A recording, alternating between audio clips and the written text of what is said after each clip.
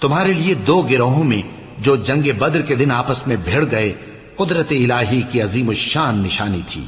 ایک گروہ مسلمانوں کا تھا، وہ اللہ کی راہ میں لڑ رہا تھا، اور دوسرا گروہ کافروں کا تھا، وہ ان کو اپنی آنکھوں سے اپنے سے دگنا مشاہدہ کر رہا تھا۔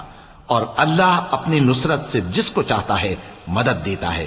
جو اہل بصارت ہیں ان کے لیے اس واقعے میں بڑی عبرت ہے۔ لوگوں کو ان کی خواہشوں کی چیزیں یعنی عورتیں اور بیٹے اور سونے اور چاندی کے بڑے بڑے ڈھیر اور نشان لگے ہوئے گھوڑے اور مویشی اور کھیتی بڑی زینت دار معلوم ہوتی ہیں، مگر یہ سب دنیا ہی کی زندگی کے سامان ہیں، اور اللہ کے پاس بہت اچھا ٹھکانہ ہے۔ اے پیغمبر ان سے کہو کہ بھلا میں تم کو ایسی چیز بتاؤں جو ان چیزوں سے کہیں اچھی ہو؟